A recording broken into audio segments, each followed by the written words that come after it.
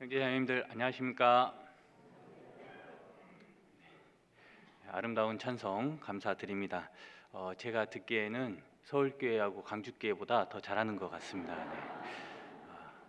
다 기는 주관적인 거니까요. 네. 제가 여기 와서 이렇게 서서 보니까요, 청년들이 많아가지고 지금 제가 일산교회에 온 건지 청년 동계수련회에 온 건지 잠시 이렇게 착각이 될 정도로 일산교회는 참 젊은 교회인 것 같습니다. 그리고 저는 여기 순천에서 왔잖아요. 아랫지역하고 여기 이쪽 지역하고 공기가 다른가 봐요. 그죠? 그래서 다들 젊으신 것 같습니다. 그래서 하나님께서 일산교회를 통해서 더 큰 일을 하실 것 같은 기대감이 생깁니다. 네. 함께 기도드리겠습니다.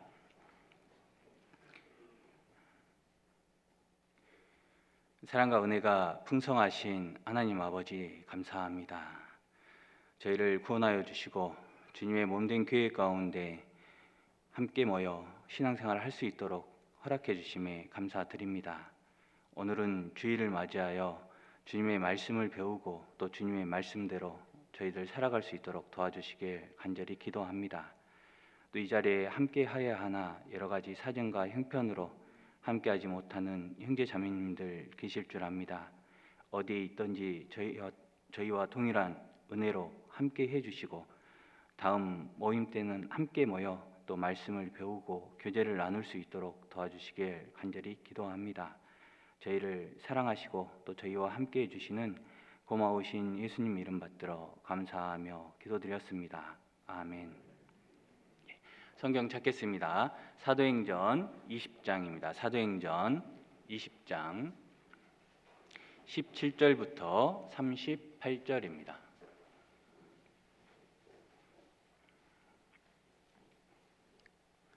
사도행전 20장 17절로 38절입니다. 사도행전 20장 17절로 38절입니다.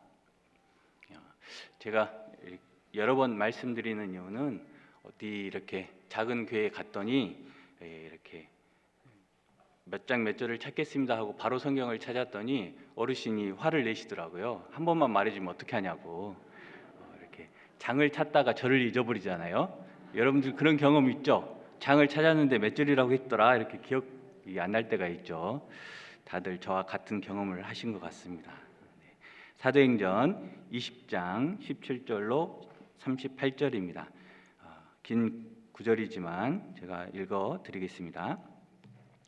바울이 밀레도에서 사람을 에베소로 보내어 교회 장로들을 청하니 오매 저희에게 말하되 아시아에 들어온 첫날부터 지금까지 내가 항상 너희 가운데서 어떻게 행한 것을 너희도 아는 바니 곧 모든 겸손과 눈물이며 유대인의 관계를 인하여 당한 시험을 참고 주를 섬긴 것과 유익한 것은 무엇이든지 공중 앞에서나 각 집에서나 꺼림이 없이 너희에게 전하여 가르치고 유대인과 헬라인들에게 하나님께 대한 회개와 우리 주 예수 그리스도께 대한 믿음을 증거한 것이라. 보라, 이제 나는 심령의 매임을 받아 예루살렘으로 가는데 저기서 무슨 일을 만날는지 알지 못하노라. 오직 성령이 각 성에서 내게 증거하여 결박과 환난이 나를 기다린다 하시나 나의 달려갈 길과 주 예수께 받은 사명 곧 하나님의 은혜의 복음 증거하는 일을 마치려 하면은 나의 생명을 조금도 귀한 것으로 여기지 아니하노라. 보라, 내가 너희 중에 왕래하며 하나님 나라를 전파하였으나 지금은 너희가 다 내 얼굴을 다시 보지 못할 줄 아노라. 그러므로 오늘 너희에게 증거하노니 모든 사람의 피에 대하여 내가 깨끗하니 이는 내가 꺼리지 않고 하나님의 뜻을 다 너희에게 전하였음이라. 너희는 자기를 위하여 또는 온 양떼를 위하여 삼가라. 성령이 저들 가운데 너희로 감독자를 삼고 하나님이 자기 피로 사신 교회를 치게 하셨느니라. 내가 떠난 후에 흉악한 이리가 너희에게 들어와서 그 양떼를 아끼지 아니하며 또한 너희 중에서도 제자들을 끌어 자기를 좇게 하려고 어그러진 말을 하는 사람들이 일어날 줄을 내가 아노니 그러므로 너희가 일깨어 내가 3년이나 밤낮 쉬지 않고 눈물로 각 사람을 훈계하던 것을 기억하라.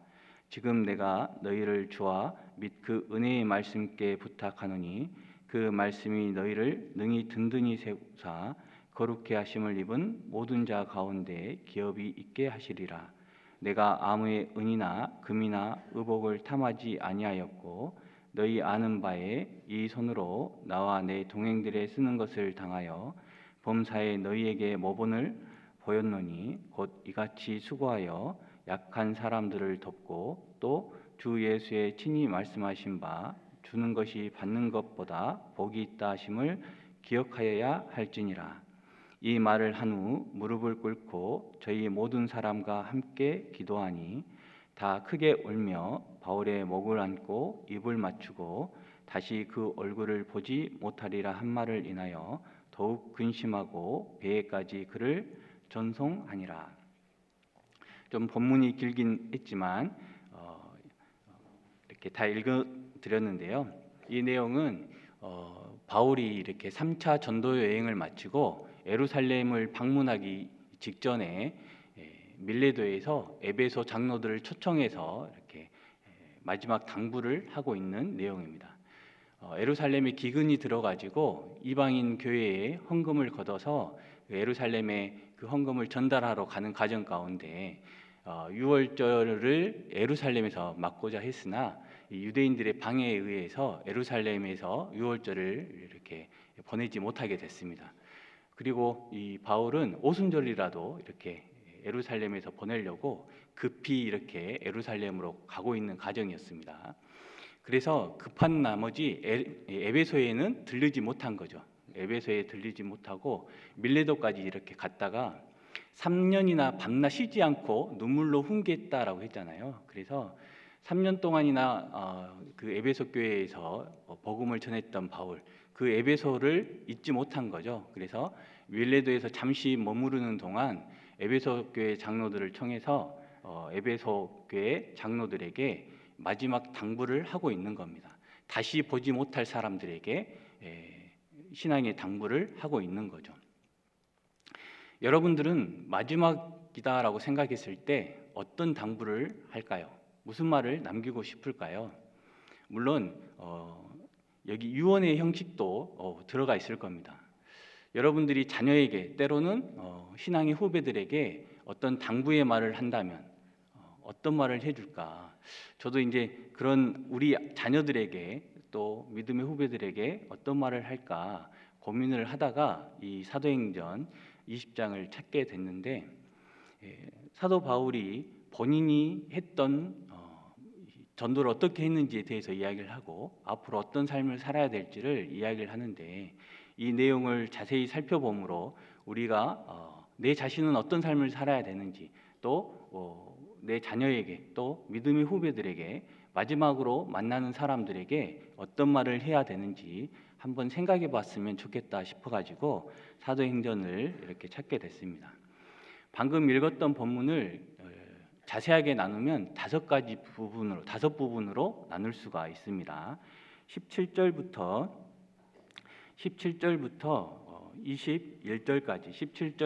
21절까지는 바울이 에베소 교회에서 복음을 전했던 내용에 대해서 어떻게 복음을 전했던지 회상하고 있는 거죠. 회고하고 있는 내용입니다.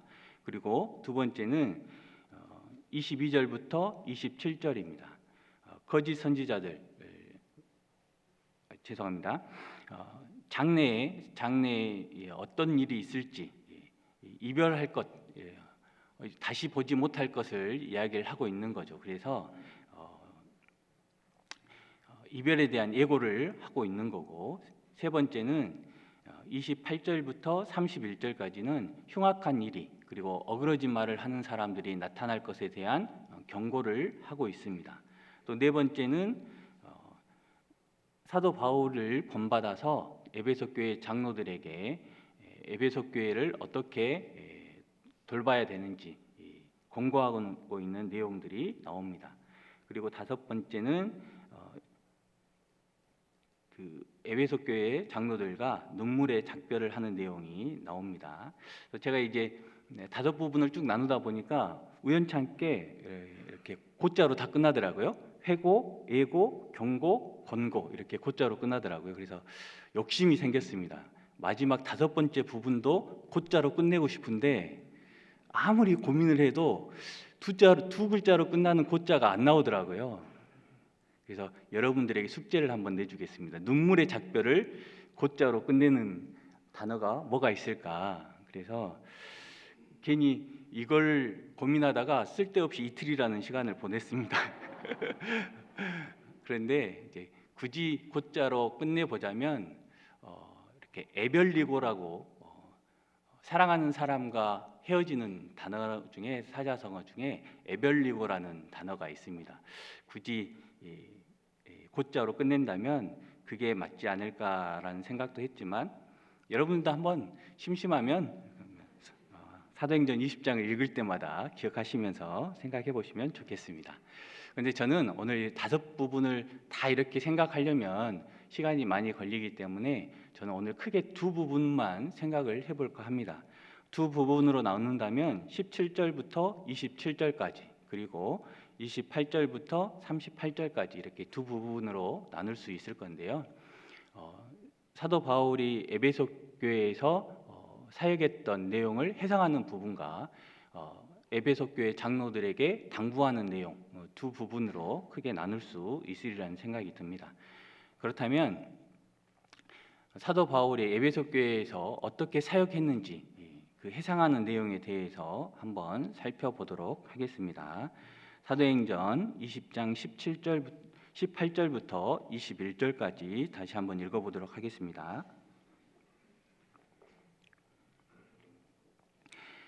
오매 저희에게 말하되 아시아에 들어온 첫날부터 지금까지 내가 항상 너희 가운데서 어떻게 행한 것을 너희도 아는 바니 곧 모든 겸손과 눈물이며 유대인의 관계를 인하여 당한 시험을 참고 주를 섬긴 것과 유익한 것은 무엇이든지 공중 앞에서나 각 집에서나 꺼림이 없이 너희에게 전하여 가르치고 유대인과 헬라인들에게 하나님께 대한 회개와 우리 주 예수 그리스도께 대한 믿음을 증거한 것이라. 사도 바울이 복음을 전하는데 어떤 마음을 가지고 또 어떻게 복음을 전했는지에 대해서 이야기를 하고 있는데요. 저는 크게 17절부터 21절 중에 5가지를 이야기를 해보려고 해요. 여러분들도 한번 생각해 보시면 좋겠어요. 어떤 것을 이야기할 건지 키워드를 한번 뽑아봤으면 좋겠어요. 저는 첫 번째는 여기 18절에 항상, 그리고 19절에 겸손, 눈물, 그리고 참고, 그리고 20절에 꺼림이 없이 이렇게 5가지에 대해서 이야기를 해볼까 합니다. 사도 바울은 21절에 유대인과 헬라인들에게 하나님께 대한 회개와 우리 주 예수 그리스도께 대한 믿음을 증거한 것이라 라고 했잖아요. 곧 복음을 증거한 거잖아요. 복음을 증거하는데 어떻게 증거했느냐? 항상 겸손, 눈물, 참고, 꺼림이 없이 이 키워드를 가지고 복음을 증거했다라는 걸 알 수 있습니다. 그러면 18절에 나와 있는 항상입니다. 항상 보면 첫날부터 지금까지 내가 항상이라고 말하고 있습니다. 짧게 말하면 에베소 교회에서 3년 동안 복음을 전했다라고 이야기를 했잖아요. 에베소 교회 3년 동안 항상 같은 마음을 가지고 복음을 전했다는 걸 알 수 있죠. 그런데 짧게는 3년이지만 길게는 사도 바울이 구원을 받고 그 목숨을 다하는 그 순간까지 마음이 변하지 않고 항상 같은 마음을 가지고 복음을 전했다는 것을 우리는 알 수 있습니다. 여기 사도행전 20장은 줄로 깨주시고요. 디모데전서 1장을 찾아보겠습니다. 디모데전서 1장입니다.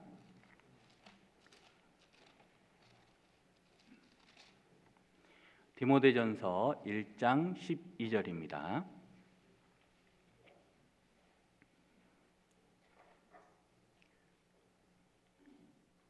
디모데전서 1장 12절 함께 읽겠습니다.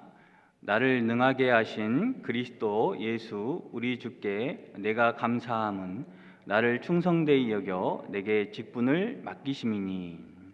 이 디모데전서는 사도 바울이 로마 감옥에서 이렇게 풀려난 직후에 마게도냐에 있을 때 쓴 편지인데요. 사도 바울은 AD 33년경에 다메섹에서 구원을 받았잖아요. 그리고 이 디모데전서를 쓴 시기가 대략 63년에서 64년경에 이 편지를 쓰게 됩니다. 그러니까 구원받고 30년이 훌쩍 지난 시간이라는 거죠. 그런데 여기서 보시면 예수 우리 주께 내가 감사함은 그랬잖아요. 여전히 감사하고 있다는 거죠. 30년이 지난 시간 동안 여전히 감사하고 있다는 겁니다. 그런데 바울의 생을 생각해 보면 바울은 복음을 전한 그 가정이 평안한 삶이 아니었다는 거죠. 고난의 연속이었다는 것을 알 수 있습니다. 눈물의 연속이었다는 것을 알 수 있어요. 그럼에도 불구하고 여전히 직분을 수행하고 있다는 겁니다. 여러분, 11월, 12월이 되면 전도인들은 괴로워요. 왜 괴로울까요? 전화가 그렇게 자주 옵니다. 전화가 왜 자주 올까요? 전화가 자주 오는 이유, 절대 저를 임원에서 내려놓으면 안 됩니다. 이런 전화를 자주 받으면 좋을 텐데요. 그렇죠? 그렇지 못하는 경우가 있어요. 그런데 바울처럼 여전히 내가 직분을 맡고 있는 것에 대해서 감사하고 있냐는 거죠. 주님을 만나는 그날까지 내가 여전히 직분을 수행하고 있을 수 있냐는 거죠. 사도 바울은 여전히 감사하고 있다는 겁니다. 여전히 그 직분을 수행하고 있다는 거죠. 에베소 교회 장로들에게 내가 항상이라고 말합니다. 처음부터 지금까지 항상이다라고 이야기를 하고 있죠. 사도 바울은 그 마음이 죽는 순간까지 변하지 않았다는 것을 우리는 알 수 있습니다. 사도행전 다시 돌아가 보겠습니다. 20장 돌아가 보겠습니다. 사도행전 20장 19절 곧 모든 겸손과 눈물이며, 모든 겸손과 또 눈물이다라고 했습니다. 여러분, 눈물은 언제 흘릴까요? 눈물은 슬플 때도 흘리고 또 기쁠 때도 흘리죠. 그리고 눈물은 누굴 위해서 흘릴까요? 첫째는 나를 위해서 흘리고 또 다른 사람을 위해서 흘리게 되겠잖아요. 사도 바울은 그 눈물을 자신을 위해서 흘린 게 아니라 하나님을 위해서, 형제 자매를 위해서 흘렸다는 겁니다. 예수님은 십자가에 못 박히시면서도 얼굴에 침을 사람들이 뱉었을 때도, 뺨을 맞았을 때도, 채찍에 맞았을 때도 예수님은 자기를 위해서 울지 않으셨죠. 우리 사람들을 위해서 우셨고, 예수님이 자신을 위해서 울지 않았던 것처럼 사도 바울도 자신을 위해서 울지 않았다는 겁니다. 사도 바울은 돌에 맞아 죽게 되었을 때도 자기 자신을 위해서 우는 것이 아니라 죽어가는 그 영혼들에 대해서 안타까워하고 다시 그 성에 들어가서 복음을 전했잖아요. 어떤 사람들이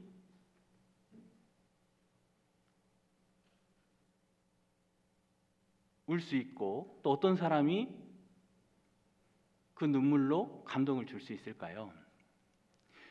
그냥 단순히 눈물이 많다고 해서 다른 사람들에게 감동을 줄 수 있진 않을 거예요.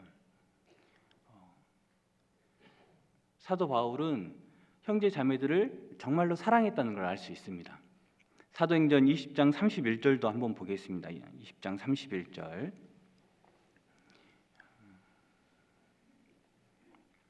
그러므로 너희가 일깨어 내가 3년이나 밤낮 쉬지 않고 눈물로 각 사람을 훈계하던 것을 기억하라. 눈물로 각 사람을 훈계하던 것을 기억하라. 눈물로 각 사람을 훈계했는데 왜 울었을까요? 너무 분해서요? 안타까워서 운 거죠. 형제 자매들의 그 신앙을 생각하고 하나님과 멀어지는 것을 생각하니까 안타까울 수밖에 없었다는 거죠. 고린도후서에 보면 사도 바울은 내가 너희의 믿음을 주관하려 하는 것이 아니라 너희의 믿음을 기쁨을 돕는 자다라고 이야기를 합니다. 사도 바울은 형제 자매들을 주관하고 싶은 게 아니라 하나님과 가깝게 하고 그로 말미암아 기쁨을 얻기를 원했던 사람이라는 거죠. 3년 동안 눈물로 훈계할 수 있었던 건 그만큼 형제 자매들을 사랑했기 때문이라는 겁니다. 빌립보서 1장에 보면 그리스도의 심장으로 사랑한다라고 이야기를 합니다.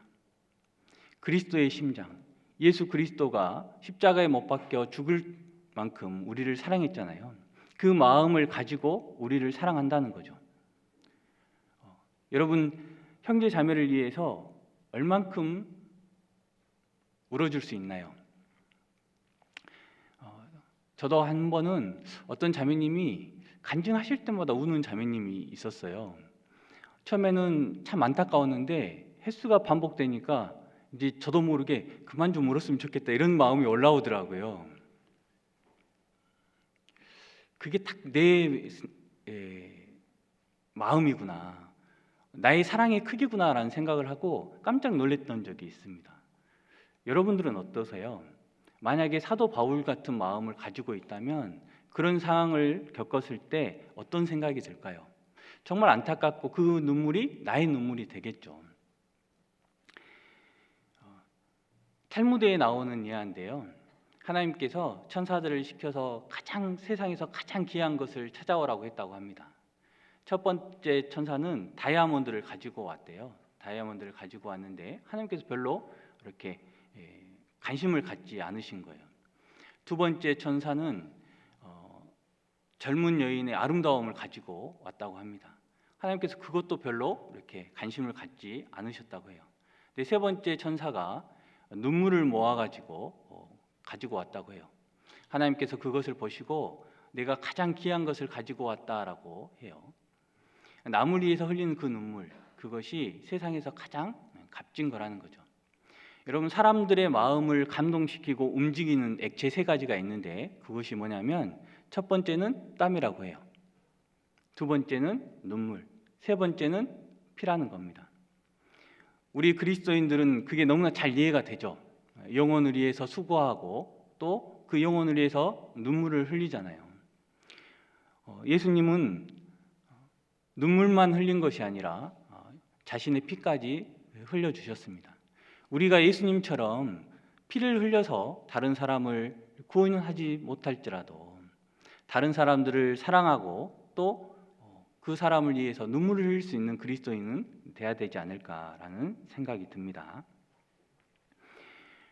사도행전 20장 19절입니다. 보면 곧 모든 겸손과 눈물이며 그랬는데 어떤 분들은 의아했을 거예요. 왜 겸손은 지나치지? 라고 했던 분도 있을 건데요. 이제 겸손할 겁니다. 네.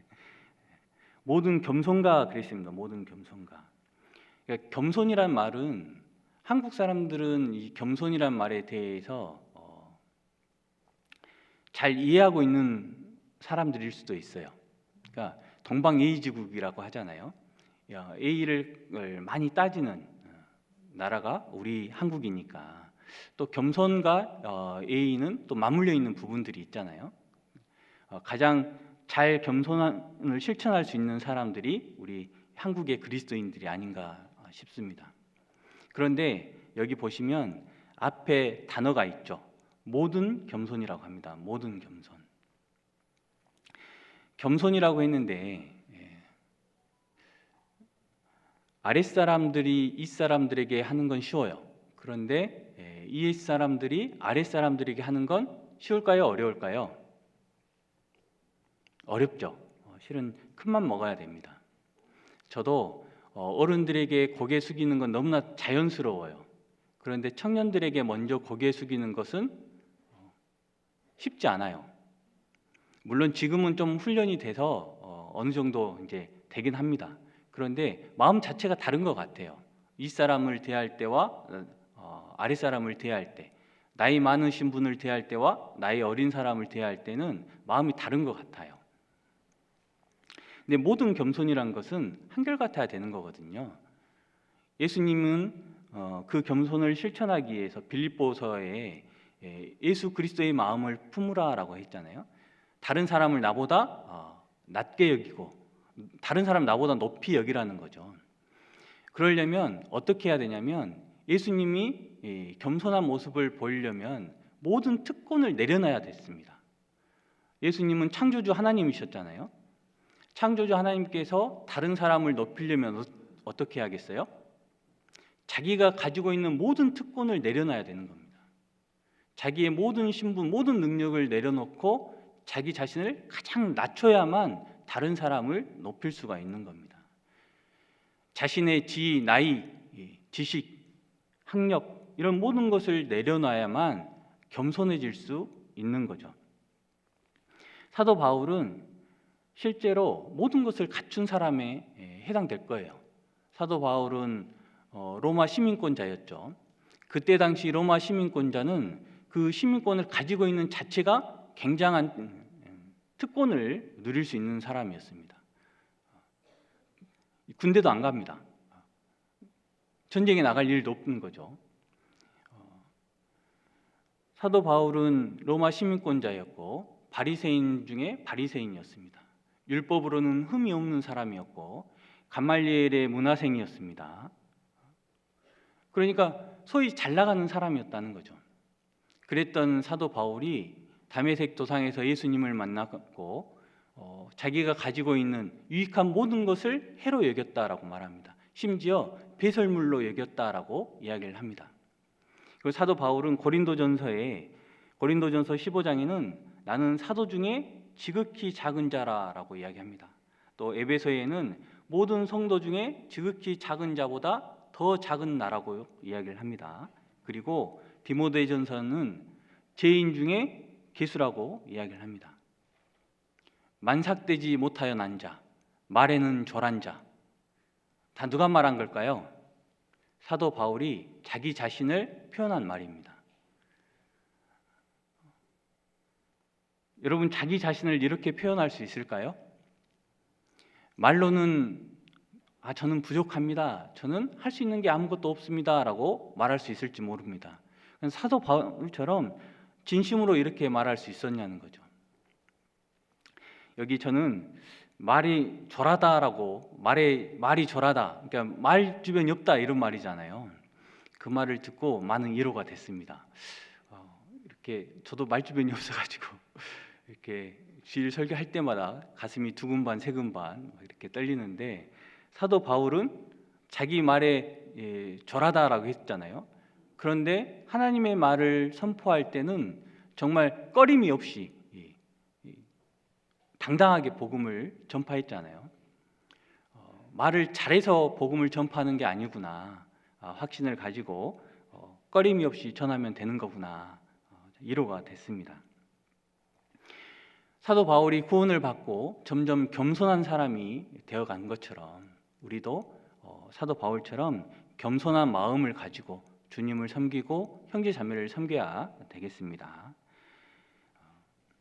그리고 네 번째입니다. 네 번째 19절에 중간부터 읽어드리겠습니다. 유대인의 관계를 인하여 당한 시험을 참고 주를 섬긴 것과 유대인의 관계를 인하여 당한 시험을 참고 그랬잖아요. 사도 바울처럼 많은 고난을 당한 사람이 있을까 싶어요. 고린도전서 1장 8절에는 뭐라고 하냐면 그 많은 시험을 당해서 살 소망까지 끊어졌다라고 말합니다. 여러분 얼마나 고통을 많이 당했으면 얼마나 시험을 많이 당했으면 살 소망이 끊어졌을까요? 이제 그만 살고 싶다는 거죠. 너무 힘들다는 거잖아요. 여러분 복음을 전하면서 사도 바울처럼 살 소망이 끊어졌다라고 말하는 사람 있을까요? 그럼에도 불구하고 사도 바울은 그 시험을 참았다라고 합니다. 인내했다라고 이야기를 하고 있는 겁니다. 여러분 참는다는 것 단순히 고통을 이겨냈다라는 게 아닙니다. 오래 참고 기다린다는 거죠. 하나님의 응답이 있을 때까지 우리는 그냥 고통을 이겨내는 것을 참는다라고 말할지 모르지만 성경에서는 참는다라는 표현을 고통을 이겨내고 오래 기다리는 것까지 그것을 참는다라고 이야기를 합니다. 고린도 성경에 보면 사랑은 오래 참고라고 이야기를 합니다. 오래 참고 기다리는 것, 그것이 성경에서는 참는 것, 인내하는 것을 말하고 있다는 겁니다. 사도 바울은 얼마나 많은 고난을 당했느냐. 고린도후서 11장 찾아보겠습니다. 고린도후서 11장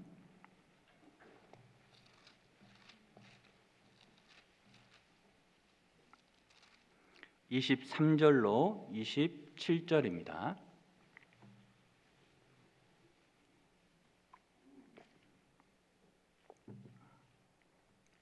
고린도후서 11장 23절로 27절입니다. 저희가 그리스도의 일꾼이냐 정신없는 말을 하거니와 나도 더욱 그러하도다. 내가 수고를 넘치도록 하고 옥에 갇히기도 더 많이 하고 매도 수없이 맞고 여러 번 죽을 뻔하였으니 유대인들에게 40에 하나 감한 매를 5번 맞았으며 3번 태장으로 맞고 1번 돌로 맞고 3번 파선하였는데 일주야를 기품에서 지냈으며 여러 번 여행에 강의 위험과 강도의 위험과 동족의 위험과 이방인의 위험과 시내의 위험과 광야의 위험과 바다의 위험과 거짓 형제 중에 위험을 당하고 또 수고하며 애쓰고 여러 번 자지 못하고 줄이며 목마르고 여러 번 굶고 춥고 헐벗었노라. 여기 23절부터 27절에 보면 사도 바울이 당한 시험, 고난을 정리해 보면 24가지의 시험과 고난이 나옵니다. 여러분 24가지의 이 시험과 고난이 하나하나가 쉬운 게 하나도 없다는 거죠. 여러분 이 고난 24가지 고난 중에 나에게 한 가지 고난이라도 지속적으로 일어난다면 어떨 것 같아요? 아마 우리 입에서 이런 말이 나올지도 몰라요. 괜히 내가 구원받아가지고 뭐 이런 말 나올지도 모릅니다. 그러지 않을까요? 저만 지금 믿음 없는 사람 되는 건가요? 아마 우리의 육신이 그렇게 길어진다면 아마 그럴지도 모르겠어요. 그러나 사도 바울은 뭐라고 하냐면 28절, 29절입니다. 이 외의 일은 고사하고 오히려 날마다 내 속에 눌리는 일이 있으니 곧 모든 교회를 위하여 염려하는 것이라. 누가 약하면 내가 약하지 아니하며 누가 실족하게 되면 내가 애타하지 않더냐. 사도 바울은 자기가 당하는 시험과 그 고난이 중요한 것이 아니라 오히려 내 속에 눌리는 것이 있는데 내 속에 정말 마음이 안타깝고 해결하지 못하는 이 고통이 있는데 그것이 뭐냐? 교회를 위한 염려라는 거죠. 형제 자매를 사랑하는 그 사랑 때문에, 그 염려하는 그 마음 때문에 내 마음이 눌리고 고통스럽다는 거죠. 자기가 당하는 시험보다 형제 자매를 통하는 그 염려가 훨씬 크다는 겁니다. 교회를 사랑하고 형제 자매를 사랑하는 마음이 훨씬 크다는 것을 알 수 있습니다. 사도 바울 같은 마음 정말 쉽진 않죠. 우리가 온전히 사도 바울처럼 살아간다면 아마 지금 70억 인구가 다 구원받지 않았을까요? 우리 사도 바울 한 사람으로 인해 많은 사람들이 격동받고 구원을 받았던 것처럼 우리 이 일산교회에 앉아있는 모든 형제 자매들이 사도 바울 같은 마음을 가지고 있다면 어떨까요? 일산 지역에 있는 모든 사람들이 이미 구원받고도 남지 않았을까요? 대답을 안 해주시네요. 쉬운 문제는 아니에요. 솔직하게 쉬운 문제는 아니죠. 그러나 그럼에도 불구하고 우리가 이런 말씀을 성경에 기록해 놓고 읽는 이유가 뭐냐는 거죠. 그게 쉽진 않지만 그래도 가능은 하다는 거죠. 쉽진 않지만 가능은 했다는 겁니다. 사도 바울이 했다면 우리가 못할 이유는 없다는 겁니다. 쉽진 않지만 그렇게 해보라는 거죠. 하나님께서 우리에게 알려주고 있는 겁니다. 쉽진 않은 거다. 그렇지만 해봐라. 그렇게 말씀하고 있는 거죠. 그러면 우리는 단지 이게 사도 바울의 믿음이라고 끝내버려야 될까요? 아니면 나의 믿음이 되기를 기도해야 될까요? 우리는 성경을 읽으면서 그냥 믿음의 선배들, 그 선지자들의 이야기로 끝낼 것이 아니라 그 사람들의 믿음이 나의 믿음이 되기를 기도하고 내가 할 수 있는 만큼 조금씩 그 믿음을 따라가다 보면 어느새 사도 바울처럼은 아니더라도 하나님 앞에 잘하였도다 충성된 종아 칭찬받는 우리가 되지 않을까 생각을 해봅니다. 사도행전 20장 다시 돌아가 보겠습니다. 사도행전 20장 20절입니다. 사도행전 20장 20절입니다.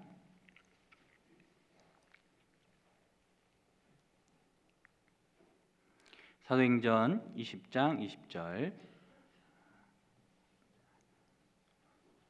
사도행전 20장 20절. 이때쯤이면 그분이 찾아올 때가 됐습니다. 사도행전 20장 20절 함께 읽어보도록 하겠습니다. 유익한 것은 무엇이든지 공중 앞에서나 각 집에서나 꺼림이 없이 너희에게 전하여 가르치고.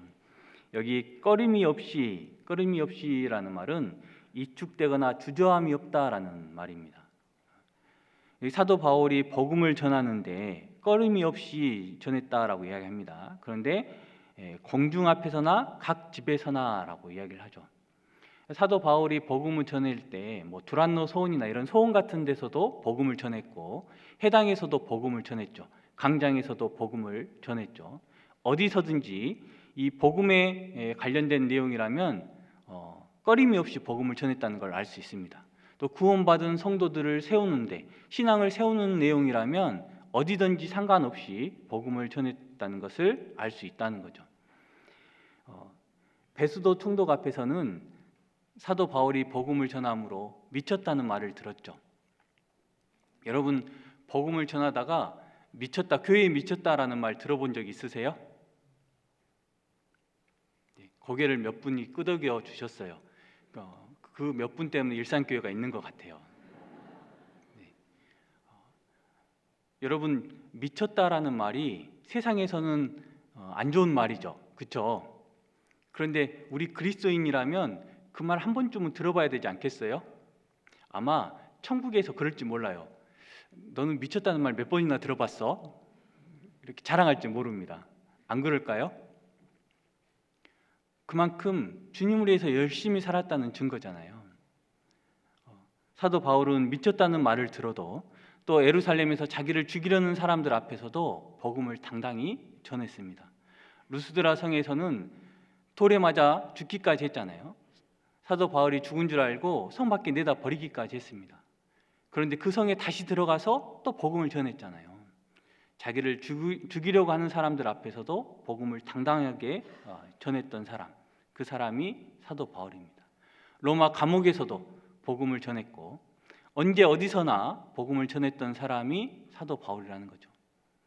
꺼림이 없이 복음을 전했다라고 이야기합니다. 여러분 우리는 언제 가장 이축이 될까요? 가장 이축이 되는 순간, 그 순간이 언제일까요? 저는 개인적으로 생각해 보니까 첫 직장 사장님 복음을 전할 때였던 것 같아요. 그 첫 직장 사장님께서 선포했거든요. 저한테 이렇게 면접 보는 순간 교회 다닌다고 했더니 나 전도할 생각하지 말아라 그러시더라고요. 그래서 저도 모르게 순간 이렇게 딱 이축이 됐던 것 같아요. 그래서 한참을 망설이다가 복음을 전했던 기억이 있습니다. 우리는 내 밥줄 진 사람 앞에서는 이축이 되죠. 그죠? 나를 제어할 수 있는 사람 앞에서는 이축이 됩니다. 그리고 또 나하고 친한 사람 앞에서는 이축이 되죠. 그렇게 따지니까 이축되는 경우가 너무 많네요. 반대로 생각해 보면 그걸 이축되는 순간들을 다 제외하고 난다면 복음을 전하는 사람이 있을까요? 없다는 거죠. 반대로 생각해 보면 만만하게 내 말을 들어줄 사람은 세상에 단 한 사람도 없다는 겁니다. 내가 복음을 전했을 때 기꺼운 마음으로 들어줄 수 있는 사람은 없다는 거예요. 내가 꺼림이 없이 복음을 전하지 않으면 아마 한 사람도 구원받지 못할 겁니다. 여기 이 자리에 앉아 있는 여러분들도 생각해 보세요. 나에게 복음을 누군가가 전해줬을 겁니다. 그 복음을 전해 듣는 순간 마음이 어땠나요? 하늘을 날아갈 것처럼 기뻤나요? 저 사람이 나를 저렇게 생각해 주는구나 기쁘셨나요? 그렇지 않았을 거예요. 사도 바울이 꺼림이 없이 복음을 전했던 것처럼 우리도 이축됨이 없이 주저함 없이 복음을 전해야 될 겁니다. 지혜롭게 복음을 전할 필요는 있지만 너무나 막 상황을 잴 필요는 없는 것 같아요. 상황을 막 재다 보면 어떻게 되냐면 시간을 놓쳐버립니다. 제가 말주변이 없는 편이에요. 그래가지고 무슨 말을 하면 좋을까 생각하다가 그 타이밍을 놓쳐버려요. 친구들이랑 막 이야기하잖아요. 그러면 저도 이렇게 말하고 싶은 말이 없진 않겠잖아요. 그러면 무슨 말을 하면 좋을까 머리에서 막 생각하다가 이미 그 주제가 지나가 있어요. 그래서 타이밍을 놓쳐버리는 경우가 많거든요. 그와 같이 우리가 복음을 전할 때 너무 막 이것저것 따지잖아요. 그러면 복음을 전할 그 시간을 놓쳐버립니다. 내가 복음을 전해야겠다 그 마음 먹은 사람이 있다면 그냥 주저함 없이 꺼리낌 없이 너무 이것저것 재지 말고 복음을 전했으면 좋겠습니다. 사도행전 20장 22절로 24절입니다. 20장 22절로 24절. 보라, 이제 나는 심령의 매임을 받아 예루살렘으로 가는데 저기서 무슨 일을 만날는지 알지 못하노라. 오직 성령이 각 성에서 내게 증거하여 결박과 환난이 나를 기다린다 하시나 나의 달려갈 길과 주 예수께 받은 사명 곧 하나님의 은혜의 복음 증거하는 일을 마치려 하면은 나의 생명을 조금도 귀한 것으로 여기지 아니하노라. 사도 바울은 자기에게 환난이 있을 걸 이미 예고 받았다는 겁니다. 그런데 그 결박과 환난이 있을 것을 이미 알고 있음에도 불구하고 복음을 당당하게 전했다는 것을 알 수 있습니다. 여기 24절에는 우리가 너무나 잘 알고 있죠. 하나님의 은혜의 복음 증거하는 일을 마치려 하면은 나의 생명을 조금도 귀한 것으로 여기지 아니하노라. 여러분, 생명을 조금도 귀한 것으로 여기지 않는 사람, 이 사람이 두려운 게 뭐가 있겠어요? 아쉬울 게 뭐가 있겠습니까? 사도 바울은 이 마음을 가지고 있기 때문에 어디서든지 당당할 수 있었고 꺼림이 없이 복음을 전할 수 있었다는 겁니다. 또 사도 바울이 꺼림이 없이 복음을 전할 수 있었던 이유가 뭘까요? 확신이 있었던 겁니다. 확신. 복음에 대한 확신. 하나님에 대한 확신이 있었기 때문에 그렇습니다. 자기 믿음에 대한 확신이 있었기 때문에 꺼림이 없이 복음을 전할 수 있었다는 거예요. 여러분 구원 받으셨나요? 전도 집회를 다시 해야 될 것 같아요. 몇몇 분만 대답을 하시네요. 구원 받으셨나요? 믿음에 대한 확신이 있으신가요? 여러분 확신이 있다면 전해야 되는 건 당연한 겁니다. 내가 복음을 전하지 못하는 이유, 그 이유가 뭐냐면 실은 내 스스로 내 믿음에 대한 확신이 없을 수 있습니다. 내가 믿음에 있는가 내 자신을 시험하고 내 믿음을 확증하라라고 말씀하십니다. 내 믿음에 대한 확신을 가지고 그 복음을 전해야 된다는 거죠. 여러분 우리가 가지고 있는 그 믿음이 무엇입니까? 예수 그리스도에 대한 그 믿음, 십자가의 보혈, 하나님의 사랑, 우리가 가지고 있는 그 믿음이잖아요. 사랑은 반드시 그 마음을 움직이게 되어 있습니다. 여러분 사랑하는 사람이 가만히 있을 수 있나요? 여러분 그 엄마를 한번 생각해 보세요. 엄마는 아이를 사랑하잖아요. 자녀를 사랑하는 그 엄마의 표정을 한번 봐보세요. 제가 2019년 여름 학예 수양회 끝나고 이렇게 교회 학교가 끝나고 초등부 이제 학예 수양회가 끝나고 엄마가 그 아이를 마중을 나왔는데 아들을 보자마자 엄마가 볼에 입을 맞추고 뺨에 입을 맞추고 입술에 입을 맞추고 안고 막 어쩔 줄 몰라 하는 거예요. 며칠 떨어졌는데요. 며칠 떨어졌는데 어쩔 줄 몰라 하는 겁니다. 그래서 제가 그걸 보고 있다가 그냥 지나가 그렇게 예쁘세요? 그랬더니 그 엄마가 그럼 안 이뻐요? 그러더라고요. 사랑은요 표현하게 되어 있습니다. 내가 올바른 믿음을 가지고 있고 확실한 믿음을 가지고 있다면 내 마음에 예수 그리스도의 사랑이 부어진 거잖아요. 그런데 복음을 전하지 않을 수 있을까요?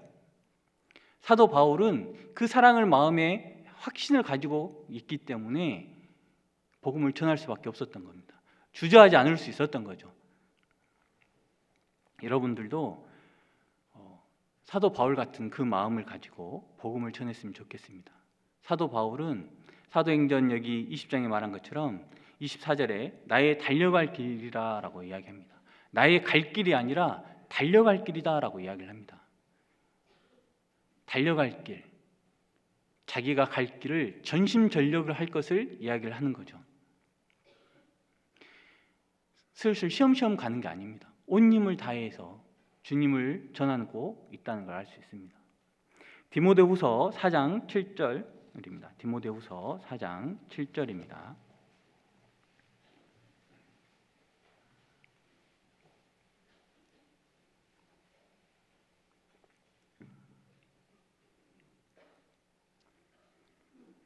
디모데후서 4장 7절 8절입니다.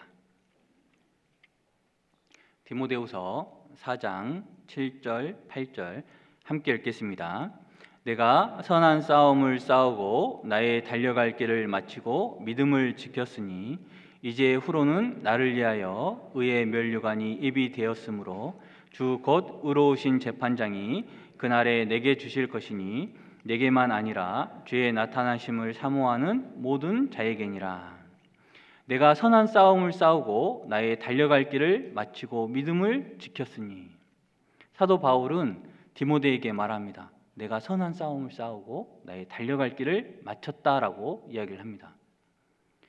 사도 바울은 복음을 위해서 열심히 달려온 겁니다. 그리고 그 복음을 디모데에게 넘겨주고 있는 거예요.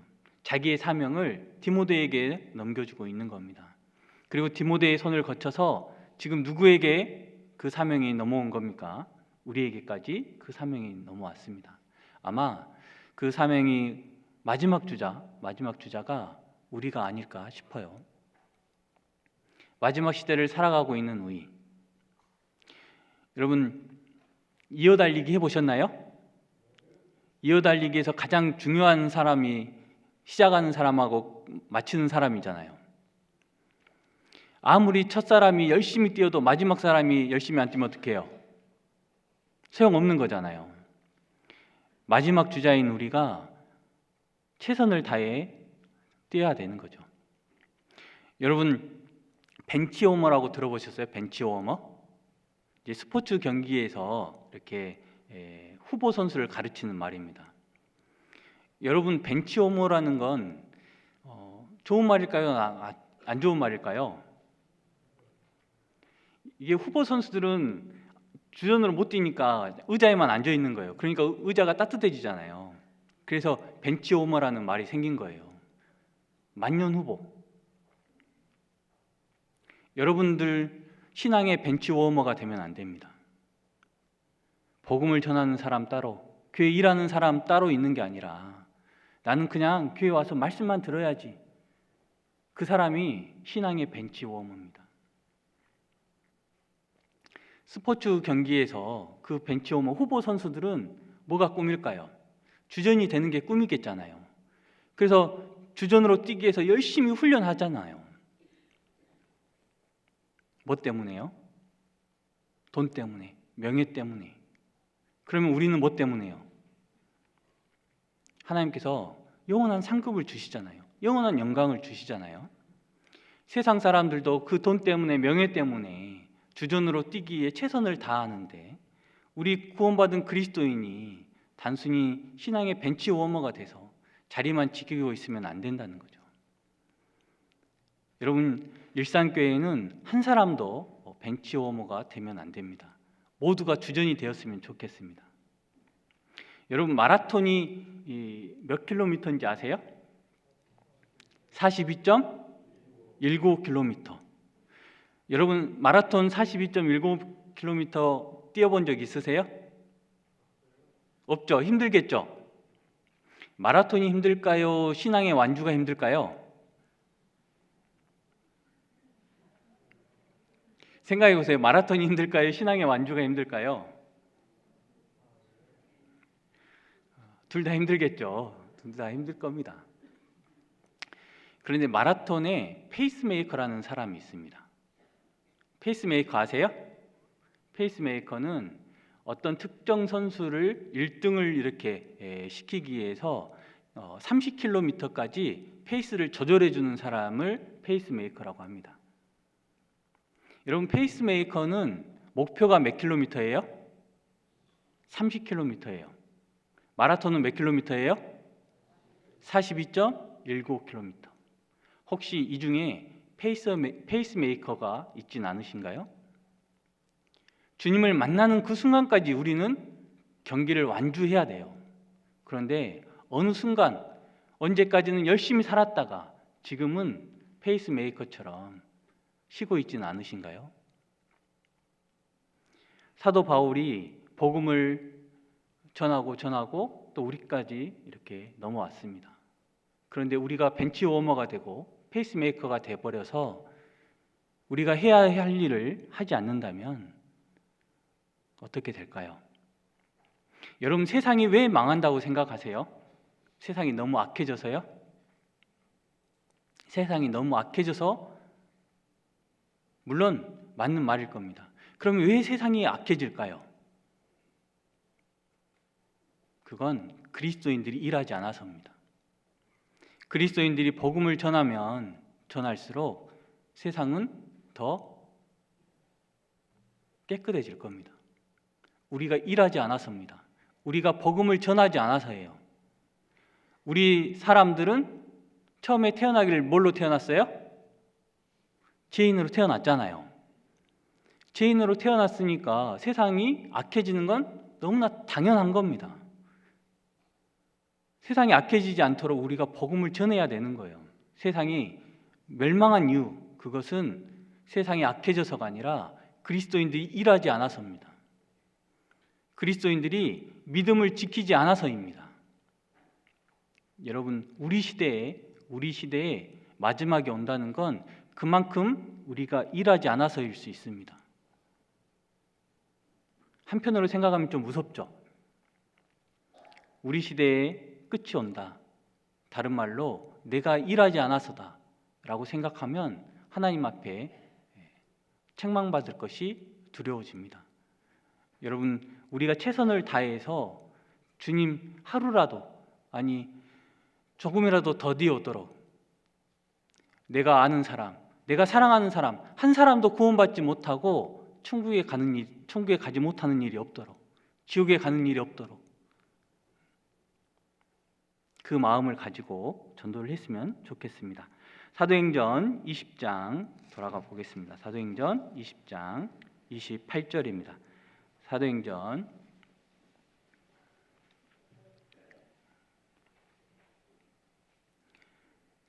20장 28절입니다. 이제 두 번째 부분, 바울의 마지막 당부 부분입니다. 20장 28절, 너희는 자기를 위하여 또는 온 양떼를 위하여 삼가라. 성령이 저들 가운데 너희로 감독자를 삼고 하나님이 자기 피로 사신 교회를 치게 하셨느니라. 사도 바울은 에베소 교회 장로들에게 삼가라라고 이야기를 합니다. 삼가라는 주의하다, 경계하다라는 의미가 있습니다. 주의하고 경계하라라고 이야기를 하고 있죠. 그런데 삼가라라고 이야기를 하는데 왜 삼가해야 되냐? 첫 번째는 자기를 위하여 삼가라라고 이야기를 합니다. 두 번째는 온 양떼를 위하여, 곧 교회의 성도들을 위해서 삼가라라고 이야기를 합니다. 또 세 번째는 하나님의 교회를 위하여 삼가라라고 이야기를 합니다. 자신을 위해, 성도를 위해, 교회를 위해 삼가해야 될 것을 이야기합니다. 그렇다면 왜 삼가해야 되는지도 이야기를 하고 있는데 29절로 30절입니다. 29절로 30절. 내가 떠난 후에 흉악한 이리가 너희에게 들어와서 그 양떼를 아끼지 아니하며 또한 너희 중에서도 제자들을 끌어 자기를 좇게 하려고 어그러진 말을 하는 사람들이 일어날 줄을 내가 아노니. 여기 29절에 보면 흉악한 일이라고 되어 있고 또 30절에는 어그러진 말을 하는 사람이라고 되어 있습니다. 곧 거짓 선지자, 거짓 교사들이 등장할 것을 이야기하고 있습니다. 거짓 선지자, 거짓 교사들이 들어와서 교회를 어지럽힐 것을 이야기하면서 그러므로 삼가라, 주의하고 경계하라라고 이야기를 하고 있는 겁니다. 어그러진 말을 하는 사람들, 거짓 선지자, 거짓 교사들, 우리 이 성경을 배우면서 그 사람들이 교회 가운데 많은 문제를 일으켰다는 것을 우리는 알고 있습니다. 고린도 교회는 다른 예수, 다른 영, 다른 복음을 가지고 와서 교회를 어지럽게 했다는 것을 우리는 배웠습니다. 갈라디아 교회에는 율법주의자들이 들어와서 율법을 지켜야 구원을 얻는다라고 해서 교회를 어지럽혔다는 것을 또 배웠습니다. 골로새 교회에는 이 철학주의와 금욕주의가 들어와 가지고 교회를 어지럽게 했고 헬라 철학에서 비롯된 영지주의자들이 들어와서 교회를 문란케 했다는 것을 우리는 배워서 알고 있습니다. 많은 거짓된 가르침들이 교회에 들어와 가지고 어렵게 했죠. 현대 사회에도 마찬가지잖아요. 우리 교회 역사 가운데서 그런 일이 있었습니다. 잘못된 교리가 들어와 가지고 교회를 떠난 사람들이 많잖아요.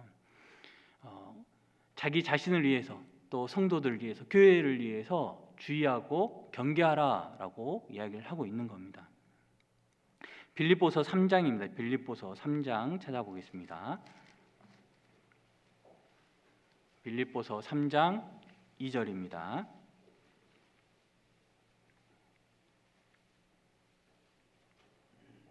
빌립보서 3장 2절.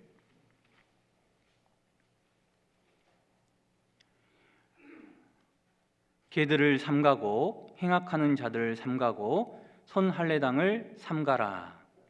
여기 개들은 성도들을 괴롭히는 그 유대주의자들 이야기합니다. 여러분, 거짓 교사, 거짓 선지자들, 그 사람들을 뭐라고 하냐면 개들이라고 이야기합니다. 개. 성경에서 개는 부정한 짐승이잖아요. 좋게 말하는 경우가 없어요. 그 사람들을 삼가라라고 이야기를 해요. 삼가라. 내가 주의하고 경계하지 않으면 나의 믿음이 넘어지기 쉽습니다. 또 나의 믿음이 넘어지면 나로 인해서 또 넘어지는 사람들이 생깁니다. 그러면 교회가 또 넘어지기 쉽다는 거죠. 자기 개인의 믿음을 위해서, 교회를 위해서 항상 깨어 있어야만 합니다. 주의하고 경계해야 된다는 거죠. 우리 교회는 마귀의 표적입니다. 우리가 올바른 믿음을 전하면 전할수록 마귀는 우리를 넘어뜨리려고 할 겁니다. 우리가 넘어져야만 올바른 믿음을 전할 수 없기 때문에 마귀는 우리를 끊임없이 공격합니다. 그러면 나를 지키고 또 교회를 지키기 위해서 우리가 삼가해야 될 것들, 많은 것들이 있겠지만 오늘은 몇 가지만 한번 생각을 해볼까 합니다. 첫 번째는 내 마음을 지켜야 된다는 거죠. 내 마음을 삼가해야 됩니다. 잠언 4장입니다. 잠언 4장.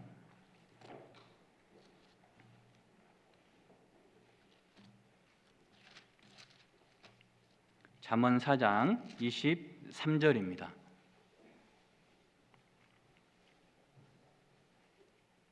잠언 4장 23절입니다.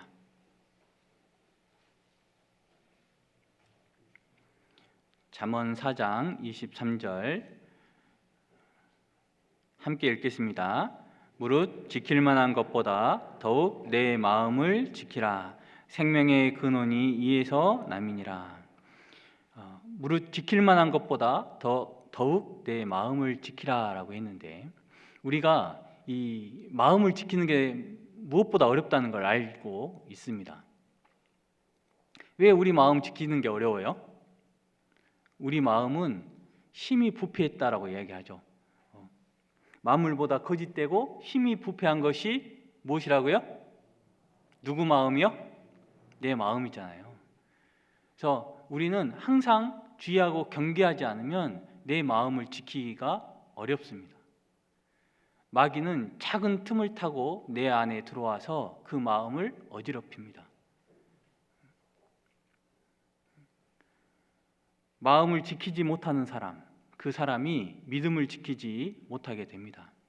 옛말에 열 도둑은 지켜도 내 마음은 지키기가 어렵다라는 말이 있습니다. 여러분, 내 마음이 하루에 몇 번씩 바뀌어요? 12번씩 바뀌어요? 우리 아침에 일어나면 오늘은 정말 죄 안 짓고 열심히 살아야지, 그런 마음 가지세요? 그런데 어때요? 마지막에 잠자기 전에 기도할 때 오늘 하루 잘 살았다 싶으세요? 오늘도 망했구나 이런 생각 드세요? 오늘도 망했구나 이런 생각 드시죠? 그만큼 내 마음을 지키고 내 행동을 지키기가 쉽지 않죠. 그러니까 우리는 끊임없이 내 마음을 지키기 위해서 주의하고 경계하지 않으면 안 된다는 거죠. 내 마음은 그냥 내버려 두면 하나님을 떠날 수밖에 없습니다. 내 마음을 끊임없이 붙들어줘야만 돼요. 하나님 말씀으로 끊임없이 붙들어주지 않으면 마음을 지키기가 어렵다는 겁니다. 디모데전서 6장입니다. 디모데전서 6장.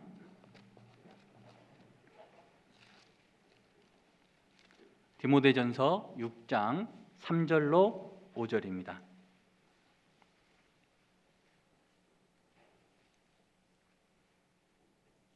디모데전서 6장 3절로 5절입니다.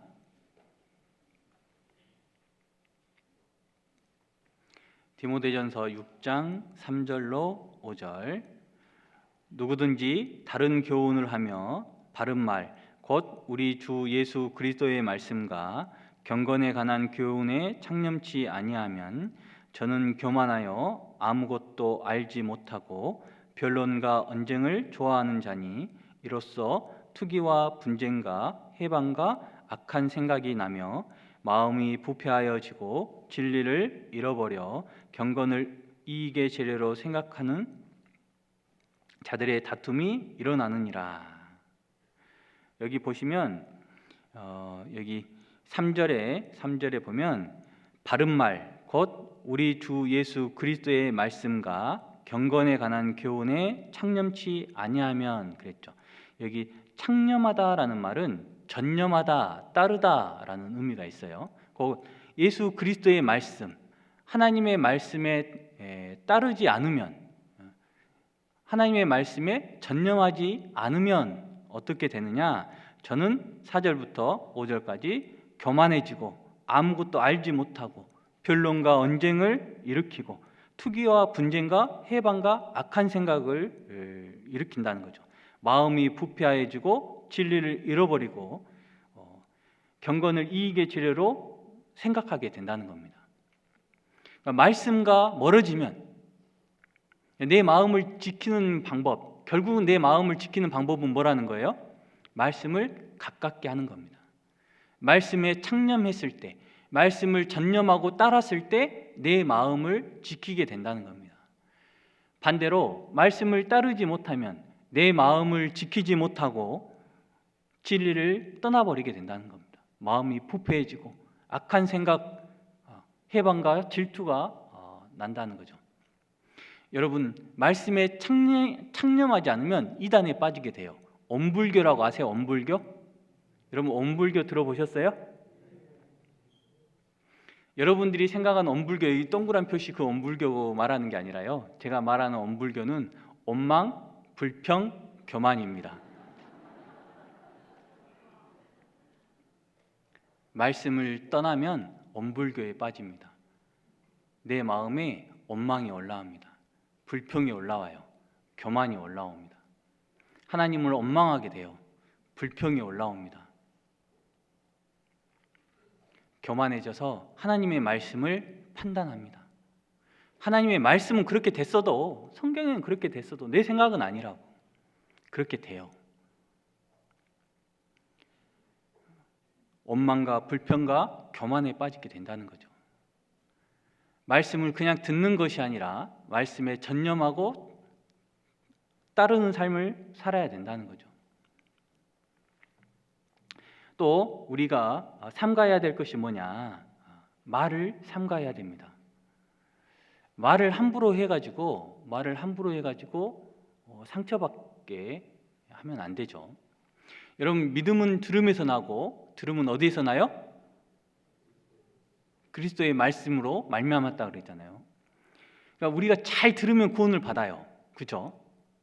그런데 우리 그리스도인들이 무슨 말 해야겠어요? 그러니까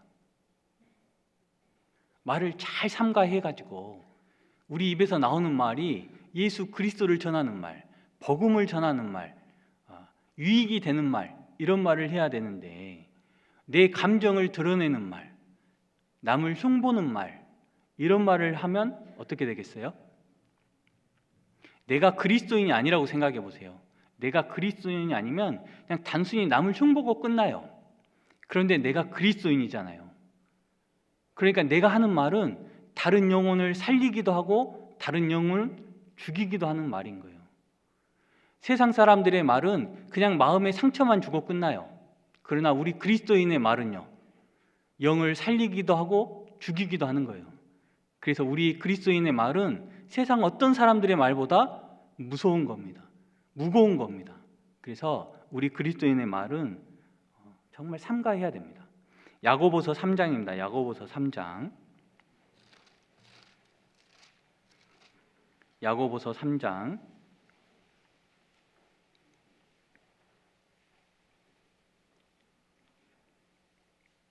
야고보서 3장 2절입니다.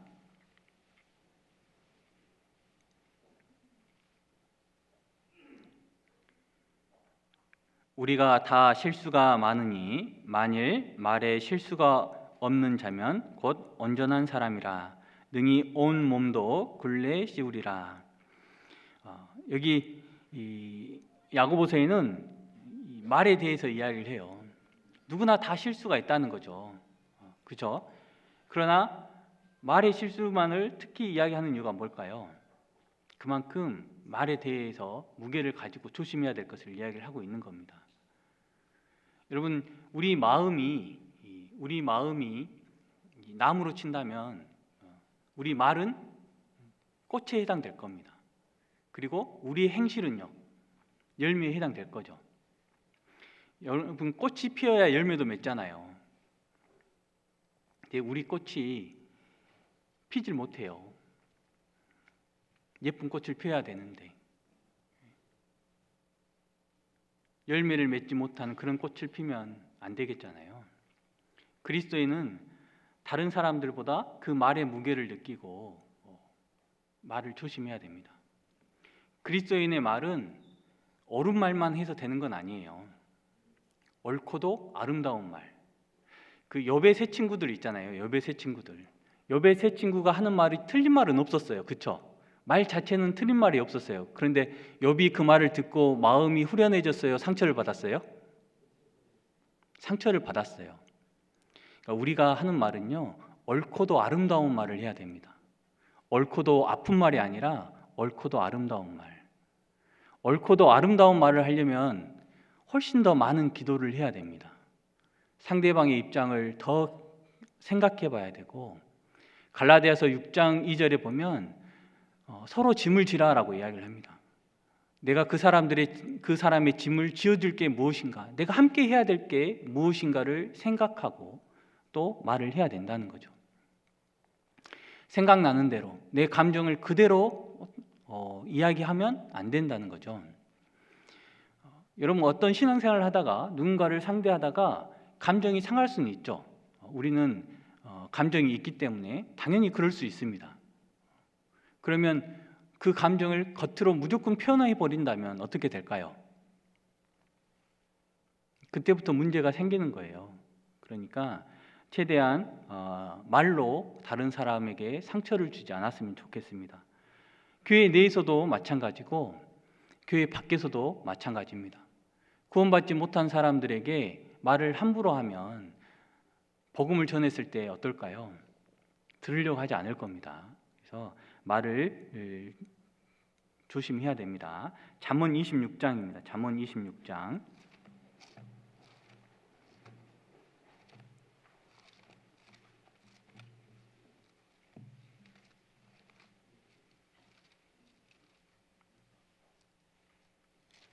잠언 26장 20절로 22절입니다.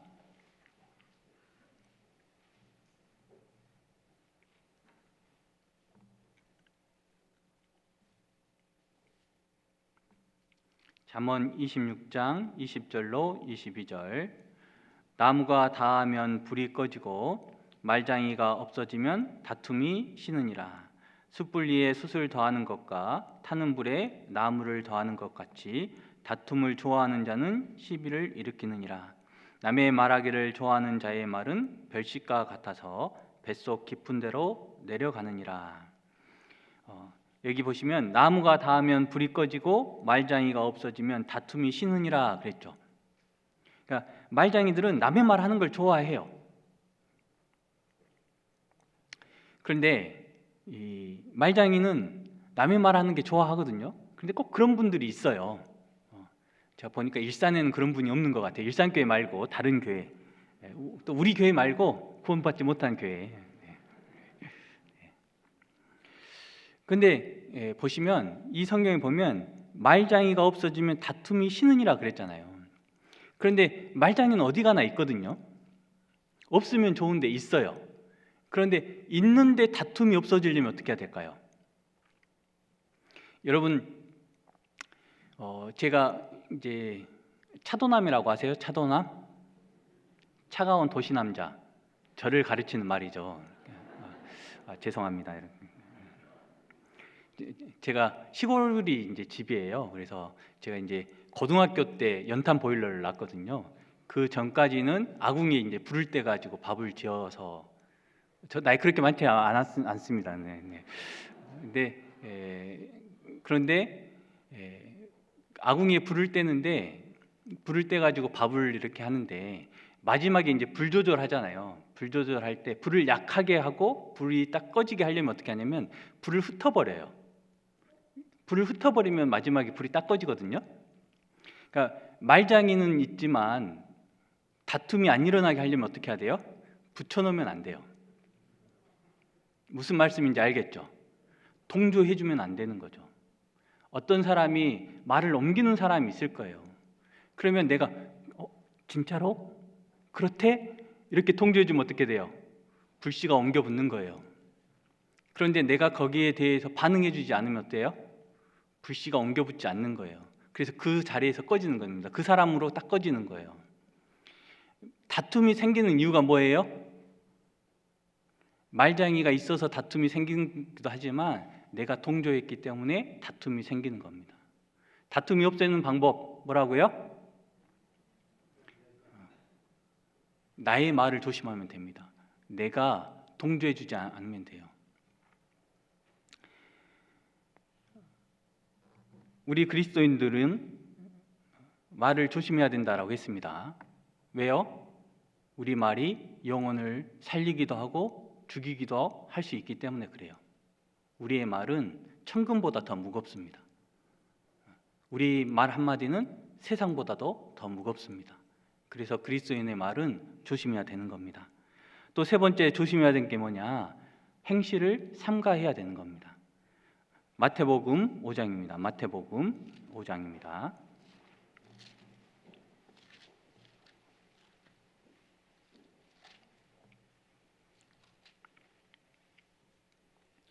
마태복음 5장 16절입니다.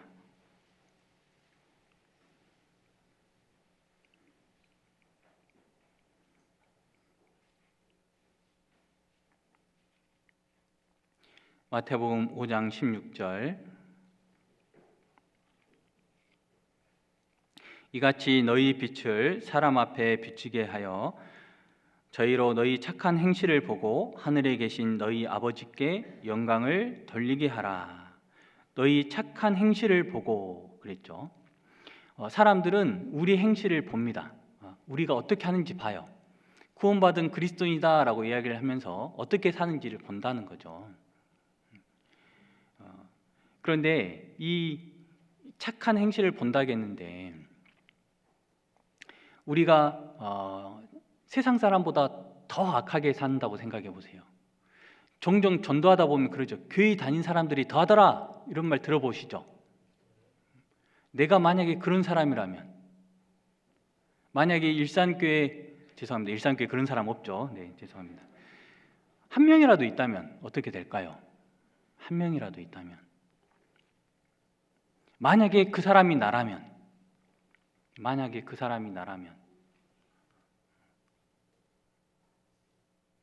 여러분, 다른 사람이 전도하러 왔는데 전도해가지고 다른 사람이 나를 보고 나 저 사람이 다니는 교회 나 안 다닐 거야 라고 말했다면 어떻게 될까요? 내가 내 부모님을 모시고 왔는데 내 부모님이 누군가를 보고 나 이 교회 안 나오련다, 말씀 안 듣겠다, 그러면 어떨까요? 얼마나 그 사람이 원망스러울까요? 얼마나 미울까요? 여러분, 그런 사람이 돼서는 안 되겠잖아요. 혹시 내가 그런 사람이지 않을까? 혹시 내가 교회와 사이에서 말과 행동이 달라서 그런 사람이 되고 있지는 않은가? 주의하고 경계해야 된다는 거죠. 물론 우리 구원받은 그리스도인들은 남들보다 더 나은 삶을 살고 있다는 확신이 있습니다. 그러나 다른 사람들은, 우리 구원받은 그리스도인들은 더 높은 도덕적인 잣대를 가지고 바라본다는 거죠. 더 높은 도덕을 요구합니다. 더 높은 삶을 요구한다는 거죠. 다른 사람과 같아서는 안 됩니다. 최소한 다른 사람보다는 나아야 됩니다. 최소한 다른 사람보다는 더 깨끗해야 돼요. 다른 사람보다는 더 착해야 됩니다. 그렇지 않으면 사람들에게 본을 보일 수가 없습니다. 복음을 전할 수가 없는 거예요. 내 친구들이 하는 만큼, 내 직장 동료가 하는 만큼 해서는 다른 사람들에게 착한 행실을 보여줄 수가 없다는 거죠. 그런데 구원받은 사람이라고 하더라도 그렇지 못하는 경우가 있었다는 겁니다.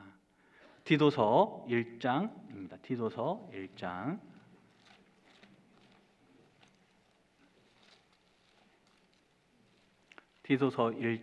12절입니다.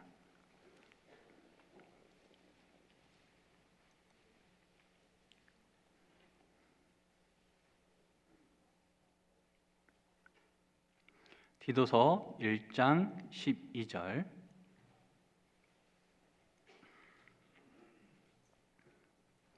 디도서 1장 12절 함께 읽겠습니다. 그레데인 중에 어떤 선지자가 말하되 그레데인들은 항상 거짓말장이며 악한 짐승이며 배만이하는 게으름장이라 하니. 여기 그레데 섬을 이야기를 하는데 그레데인들은 어떤 사람이냐? 항상 거짓말장이며 악한 짐승이며 배만이하는 게으름장이다. 여러분, 사람을 뭐라고 하냐면 악한 짐승이래요. 악한 짐승. 옛말에 이런 말이 있었대요. 그레데 섬에는 짐승은 없는데, 악한 그 동물은 없는데, 그 그레데 사람이 그 짐승 역할을 한대요. 그 말이 무슨 말이냐면, 이렇게 사람을 잡아먹는 이렇게 사나운 짐승은 없는데, 이 그레데 사람들이 자기 배만 이해하는 사람이라고 했잖아요.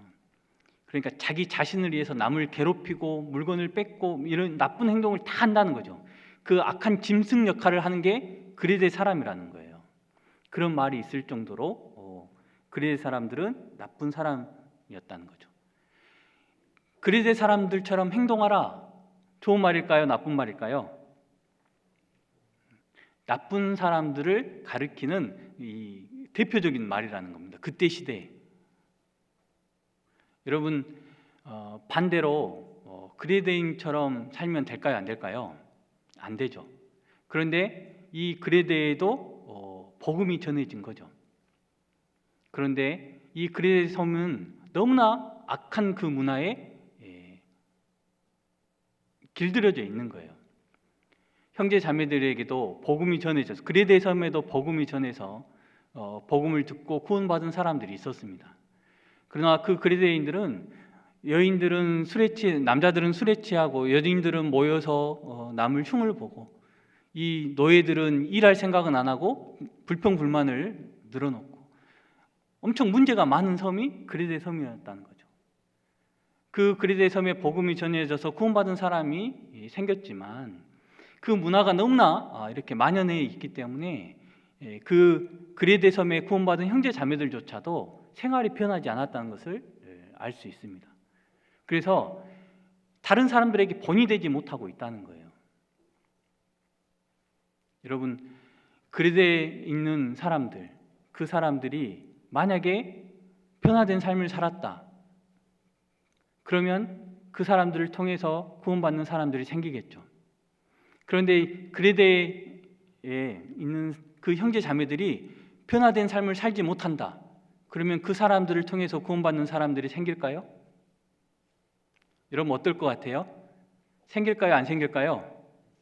안 생기겠죠. 우리가 구원받았다면 행실이 변해야 되는 겁니다. 착한 행위가 있어야만 우리를 통해서 구원받는 사람들이 생긴다는 거죠. 베드로전서 3장입니다. 베드로전서 3장.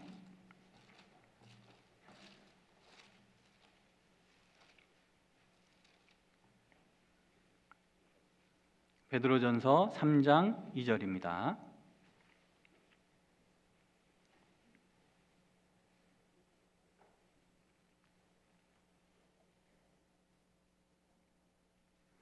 베드로전서 3장 2절. 너희의 두려워하며 정결한 행위를 봄이라. 본다겠죠. 다른 사람들은 우리를 바라보고 있어요. 구원받은 우리를 지켜보고 있습니다. 우리의 행위가 어떤지 지켜보고 있다는 거죠. 가정에서, 회사에서, 학교에서 우리를 지켜보고 있는 겁니다. 우리의 행위가 변하지 않으면 우리가 외치는 그 복음이 아무 소용이 없는 겁니다. 우리가 아무리 올바른 복음을 전하더라도 우리의 행위가 변하지 않는다면 그 복음은 다른 사람들에게 올바른 복음으로 여겨지지 않는다는 거죠. 우리의 행위가 변하고 우리의 말과 행실이 변했을 때 우리가 전하는 복음에 힘이 실리는 겁니다. 그래서 교회를 위해서 또 나를 위해서 복음이 전파되는 것을 위해서 우리가 주의하고 깨어 있어야 된다는 거죠. 사도행전 20장 돌아가 보겠습니다. 사도행전 20장 31절입니다. 사도행전 20장 31절입니다.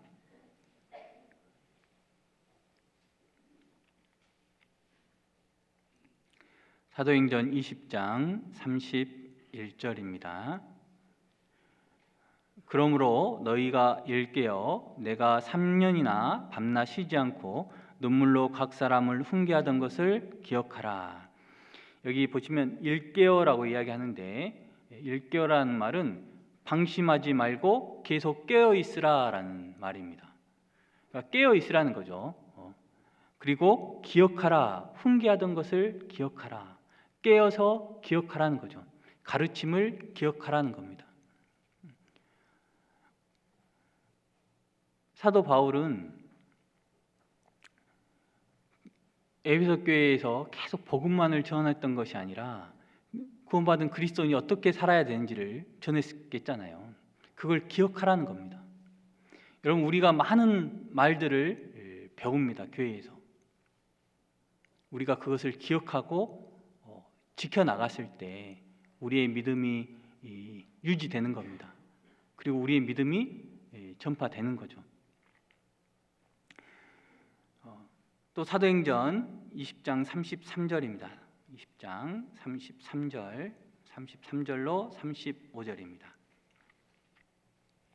내가 아무의 은이나 금이나 의복을 탐하지 아니하였고 너희 아는 바에 이 손으로 나와 내 동행들의 쓰는 것을 당하여 범사에 너희에게 모본을 보였노니 곧 이같이 수고하여 약한 사람들을 돕고 또 주 예수의 친히 말씀하신 바 주는 것이 받는 것보다 복이 있다 하심을 기억하여야 할지니라. 또 사도 바울은 뭐라고 말씀하시냐면 약한 사람을 도우라라고 이야기를 합니다. 약한 사람을 돕기 위해서 모본을 보였느니, 그렇죠. 그러니까 자기가 모본을 보인 것처럼, 본을 보인 것처럼 자기의 본을 받고 다른 사람들을 도우라라고 이야기를 하죠. 그런데 어떻게 본을 보였냐라고 이야기하냐면 33절부터 34절에 아무 은이나 금이나 의복을 탐하지 아니하였다. 너희 아는 바에 이 손으로 나와 동행들의 쓰는 것을 당하여라고 이야기합니다. 금전적으로 자기가 다른 사람들의 도움을 받은 게 아니라 장막 짓는 일을 해가지고 돈을 벌어가지고 복음을 전했잖아요. 실은 자기가 먹고 살기 위해서 복음을 전한 게 아니라는 거죠. 어떤 욕심 때문에, 개인적인 욕심 때문에 복음을 전하는 것이 아니다라고 이야기를 하고 있는 겁니다. 그리고 34절에 쓰는 것에 당하여라고 하는데 이 당하여라라는 말이 뭐냐면 노를 젓다라는 의미가 있어요. 여러분 우리 영화 보면 배 밑에서 노를 젓는 사람들이 있죠. 노를 젓는 사람들 보면 여기 발에다가 쇠사슬로 이렇게 묶어 놓잖아요. 그 사람이 어떤 사람이냐면 노예입니다. 노예를 불러다가 그 배 밑에서 노를 젓게 하거든요. 사도 바울이 노를 젓다, 당하여, 이 말은 노를 젓다라는 말로 지금 그 말을 자기한테 지금 사용하고 있는 거잖아요. 사도 바울이 노예의 심정으로 그 마음을 가지고 형제 자매를 섬기고 하나님을 섬겼다는 걸 이야기하고 있는 겁니다. 내가 노예의 마음을 가지고 정말 낮은 마음으로 형제 자매를 섬긴 것처럼 너희 에베소 교회 장로 너희들도 낮은 마음을 가지고 형제 자매들을 섬겨라, 약한 사람을 도우라라고 이야기를 하고 있는 겁니다. 여기 사도행전 20장에서 사도 바울이 자기가 어떤 마음을 가지고 복음을 전했는지에 대해서 쭉 이야기를 하고 또 그 마음을 본받아서 복음을 전하고 또 교회를 위해서 또 자기 자신의 신앙을 위해서 깨어있으라, 삼가라라고 이야기를 하고 있잖아요. 약한 사람을 도우라라고 이야기를 하고 있습니다. 그리고 마지막 부분에 이제 헤어지고 있는 겁니다. 기도하고 헤어지는 부분이 나오는데요. 36절부터 38절입니다. 이 말을 한 후 무릎을 꿇고 저희 모든 사람과 함께 기도하니 다 크게 울며 바울의 목을 안고 입을 맞추고 다시 그 얼굴을 보지 못하리라 한 말을 인하여 더욱 근심하고 배에까지 그를 전송하니라. 사도 바울은 마지막 이제 작별 인사를 하는 거죠. 마지막 헤어지기 전에 모두 무릎을 꿇고 기도를 하는 거예요. 여러분 마지막 기도할 때 여러분 어떤 기도할까요? 여러분 마지막 기도, 내 자녀에게 마지막 기도를 한다. 내 사랑하는 남편에게, 사랑하는 아내에게, 사랑하는 부모님에게, 사랑하는 친구에게, 누군가에게 마지막으로 기도를 한다고 생각을 해보세요. 어떤 기도를 할까요? 저도 곰곰이 생각을 해봤는데 사도 바울이 어떤 기도를 했을까? 물론 이 기도, 사도 바울이 어떤 기도를 했을지는 대충 이렇게 사도 바울이 한 말로 유추해 볼 수 있을 것 같아요.